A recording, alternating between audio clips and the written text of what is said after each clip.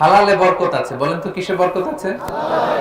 হালালে বরকত, অল্প হইলেও বরকত আছে। ধরেন যে আমি আলুর ভর্তা পান্তা ভাত দিয়ে খাইলাম, কিন্তু খুব তৃপ্তি, স্বাস্থ্য ভালো, সুঠাম দেহ, ফ্যামিলিতে সুখ, ছেলে কথা শুনে, ওয়াইফ নামাজ পড়ে, তাহলে তো দুনিয়াটাই জান্নাত হয়ে গেল, ঠিক কিনা বলেন?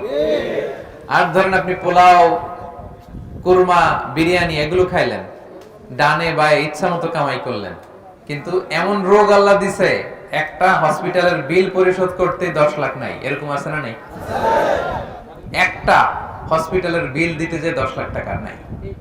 তার মানে হালালে বরকত, প্রিয় ভাইয়েরা আমার, সুঙ্গাইবুলের ভাইয়েরা, এজন্য হালালের সাথে থাকবেন। সাময়িক ওই লটারি পেয়ে আমি অনেক টাকা পেলাম, ওই জুয়া খেলে আমি অনেক টাকা পেলাম, জুয়া খেলে তো মানুষ আসলে নিঃস্ব হয়, কিন্তু সাময়িক কিছু টাকা পয়সা পেয়ে আপনি এটার সাথে জড়াবেন না। এই জীবনটা একেবারে ক্ষণিকের।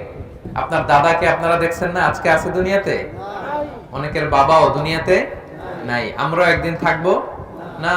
কিয়ামতের কঠিন ময়দানে আল্লাহ তাআলার সুপ্রিম কোর্টের কাঠগড়ায় প্রতিটি জিনিসের হিসাব আল্লাহ চাইবেন। ফামান ইয়ামাল মিসকালা যাররাতিন খাইরান ইয়ারা, ছোট্ট ভালো করেছো এটা দেখবে, প্রতিদান পাবে। ছোট্ট খারাপ করেছো এটা তুমি নিজে দেখবে আমলনামায়, অবাক হয়ে যাবেন। মালি হাযাল কিতাব লা ইগাদিরু সগীরাতান ওয়ালা কাবীরাতান ইল্লা আহসাহা।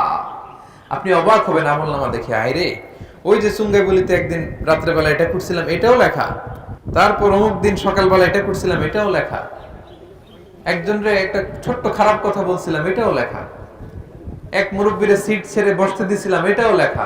ভালো যা করেছেন সব প্রতিদান আপনি পাবেন, জমা আছে।